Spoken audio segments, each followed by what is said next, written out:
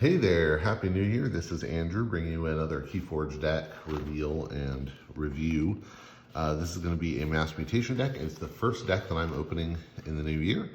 I just finished playing a game with my brother-in-law who opened a really nice Dark Amber Vault Transporter Platform Kirby deck that seemed very good, and then Sass agreed that it's good, but it certainly seemed good playing with it too. So maybe some of that luck will rub off on me. That was technically his last deck of 2020, and it was, according to Sass, I guess, the best deck he's ever opened. But, you know, Sass isn't the way to necessarily measure these things, but it seemed really solid. So that was fun, happy for him. And like I said, just hoping I can get some of that luck over here. So this is a Mass Mutation deck, and oops, I think I might have seen that it's Saurian, but I'll pretend I didn't see that. And it's Eloquent Bern of the Plane. By the way, I just finished doing a marathon run of not an actual marathon, that would be really good for me, but no, a marathon run of watching the Lord of the Rings extended versions. And that was really fun way to end out 2020 with family. And yeah, such a good story. I just finished reading it with my daughters too. And I gotta say, still love the book version even better than the movies, but the movies are really good. Okay. So Eloquent Bern of the Plane. I think, I've had good luck with turtle-shaped decks, but I guess I would expect Logos, Sanctum, and maybe Star Alliance. And what do we get? Saurian, Tease, Unnamed. I didn't get a single one right. That is very appropriate for me. In Mass Mutation, I'm hoping for some Amber Ramp and Untamed that would maybe apply to the other houses. In Dees, I'm hoping for some control and some player control, board control, maybe a little Amber control, and in Saurian, some Amber control and maybe cool combos. Overall, the things I don't expect from this deck are like a lot of speed or a lot of Amber control, really. Those are where these houses tend to struggle a little. So I'm probably looking at, if this is going to be good, we need to have something that can race ahead of the opponent. All right. Starting with these, we have Brabble. This is some Amber control. It's a 2-power imp. With destroyed, your opponent loses an Amber, and if it's not your turn, your opponent loses 3 Amber instead. That's cool. Nice deterrent from them doing a board wipe. Then we have Gateway to Dees, and this one has a damage pip on it. Gateway to Dees is an action that says play, destroy each creature, gain 3 chains. That's a great, solid board wipe. And now that words are a thing, the damage means you can pop a word and destroy things. So it can destroy even through a word, which is nice. Although if something has encounter suit, I think it would still pop the word with this damage, then gain the ward, then do the play effect. Cinder is a 6-power demon with 2 armor, taunt, and Reap, destroy a friendly creature. That can be nice in certain combos. Sometimes you can get that with Untamed and have like Ghost Hawk, Key Frog, and do cool weird stuff. Snarette is a 4-power mutant, and it says at the end of your turn, capture 1 Amber. And as an action, you can move all the Amber from it to the common supply. That might combo well with some Saurian stuff, depending on what we get. Waking Nightmare is an action with a bonus Amber. It enhances with a capture somewhere. And it says, play keys cost +1 for each Dees creature in play during your opponent's next turn. Let me let my dog in.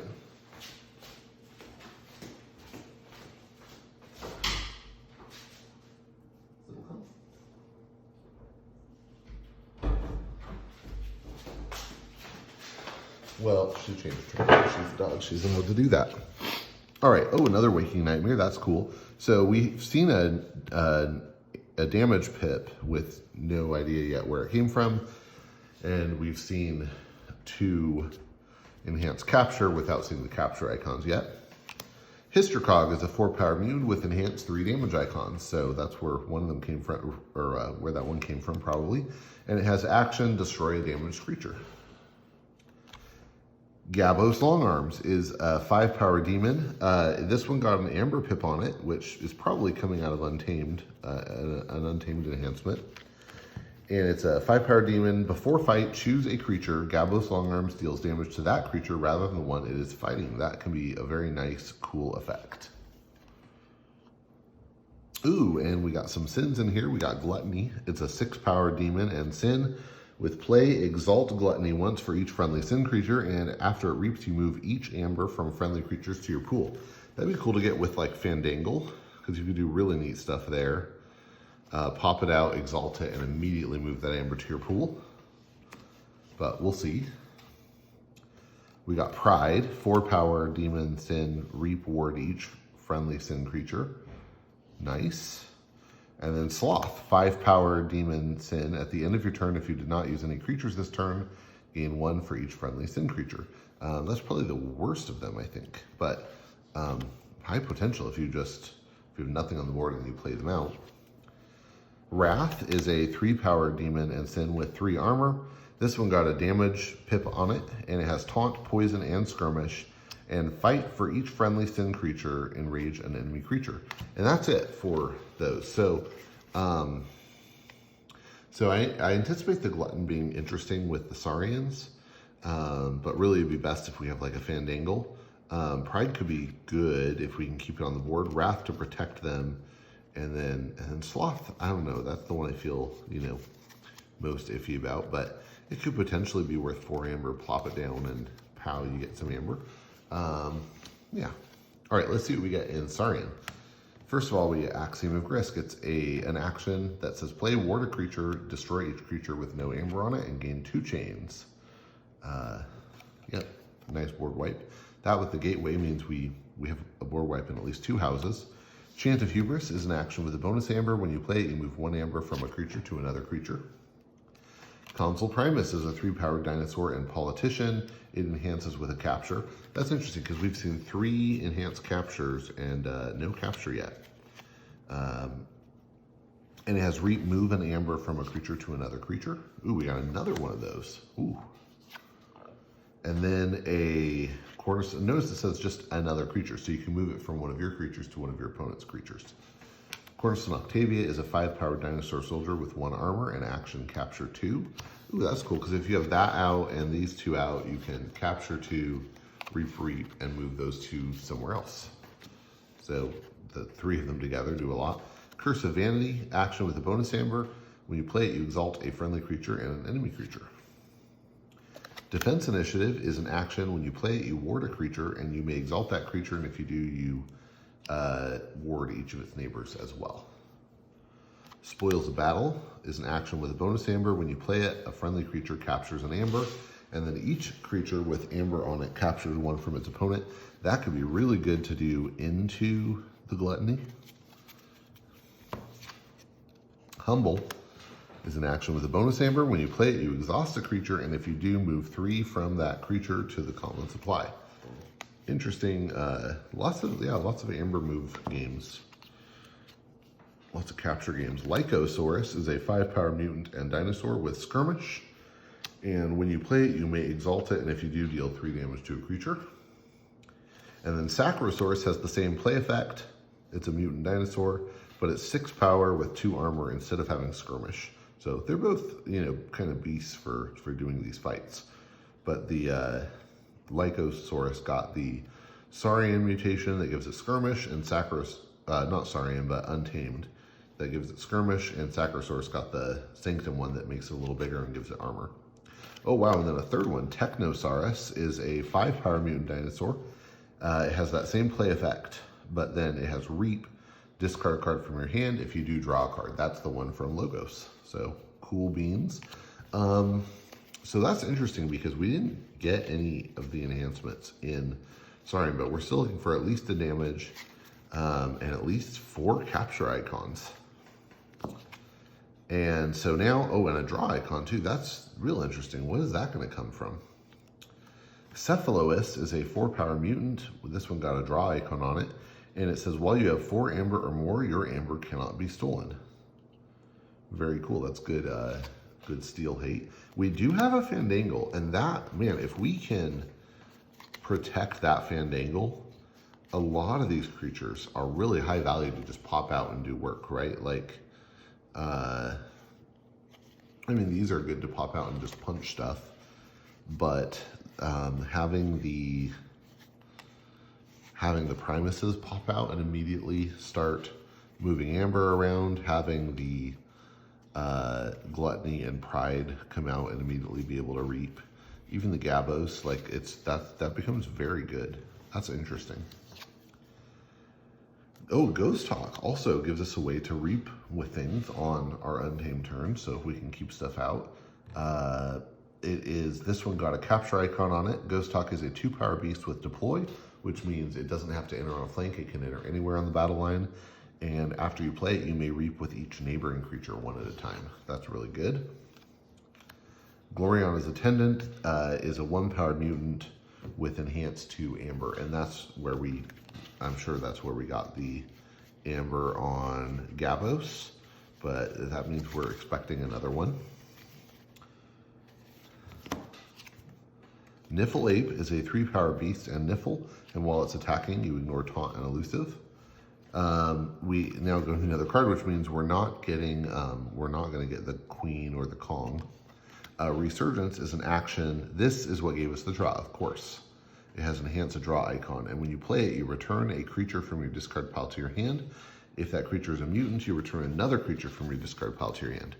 So the Fandangle and the Cephalous are mutants. We have a lot of mutants in here. I mean, wow, if we got a Dark Amber Vault here, it would be amazing. None in Dinos. Oh, and then the Sins aren't. But Hystercog is, and Snarette is. Brabble? No, Brabble's just an imp. Oh, that's insane. I don't know how I feel about that. First of all, that's a 3rd board wipe, right? That's a board wipe in Untamed, where we have one in each of the other houses. Now we have one in Untamed. Savage Clash is an action. So what it says is destroy each creature except the most powerful enemy creature and the least powerful friendly creature. That's cool. This has 3 capture icons and a damage. So I guess you probably almost certainly you want to capture to do those captures to the creature of yours that's going to stay alive, which means your lowest power creature. And then I guess you do the damage to their highest power creature because it's the only one that's going to live, or you pop a ward, just like with Gateway. So that's really good. The capture is kind of crazy. I don't like that because Savage Clash is a card that, because so like Quintrino Flex, you can almost always make a choice that's going to benefit you more than your opponent. But Savage Clash, it's hard, and because it wants to kill all but your smallest and all but their biggest, it's very iffy whether you can get it to help you more than it helps them. So I'd rather not have pips on it. That's interesting. I will have to play around with that and see how that works out. That's a very interesting placement. And that wraps up like all the other captures that we were missing and the damage that we were missing. That's insane. Okay. And then commune with a pip. That's the worst. So this commune's an action. It has Omega, which means after you play it, you end your step. And after you play it, you lose all your amber and then gain 4. So if you gain 1 here, you're just going to lose it and gain 4. So that's sad, is what it is. I guess if your opponent has an Ether Spider on the board, then sure, it's good. Mushroom with a View is an artifact with a bonus amber, and it has Omni, heal 1 damage from each friendly creature. That's cool. I don't know that it's great, but it's not bad. Oh, Vault's Blessing is an action with a bonus amber. Does it come with that? I don't think so. I think that might be added. No, I guess not. That comes with it. But it's an action, and it says each player gains 1 amber for each mutant creature they control. And we have, I feel like we have a bunch. 1, 2, 3, 4, 5, 6. Oh yeah, of course, with those 3 items. What was I saying earlier? 7, 8. So, I mean, there's a good chance that helps us. Oh, Wild Spirit is an upgrade with a bonus amber. It gives the creature reap, capture 1. Ooh, that'd be really cool to put on the Gluttony, because it would reap, capture 1, and then immediately put it in your pool, because you get to choose the order there. Or on one of the consoles too, because then you reap, capture 1, and then move it wherever you want. Those are both interesting. And then the last card here, Pineapple Tree. Okay, this is an artifact with a bonus amber. It's a location, and it makes keys cost +1 for each growth counter on it. And it says that after a key is forged, you remove the growth counters from it. And as an action, you can put a growth counter on it. So basically, you use it, put a counter on, and it makes keys cost extra. And then when someone forges, it goes down. But so really, you know, if you can use this right before your opponent's going to forge, and they forge anyway, then it's a nice way to just tax them a little bit. Otherwise, it's a little iffy and hard to use. Well, I think. How many pips do we get here? 5. Well, that doesn't count. 4, 5, 6, 7, 8, 9, 10, 11. 11 pips. Plus the commune is going to give us some. Ghost Talk is going to give us some. I mean, these all add up. And then we do have a little bit of amber control. Oh yeah, and Vault's Blessing is going to give us a few. So that's actually potentially pretty good. And then on production, like we're going to produce quite a lot of amber. These give us nice board control. If we can get the Fandangle to stick, we're in really good shape. Interesting combos that could happen. And then, I mean, yeah, good things that could happen, maybe, right? And then, yeah, so in Amber Control, it comes in the form of Gravel, Snarette, the Waking Nightmares,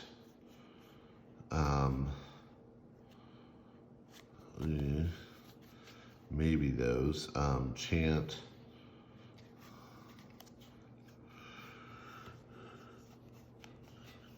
I mean, yeah, there's some good options. This seems like it could be pretty good. And it's weird.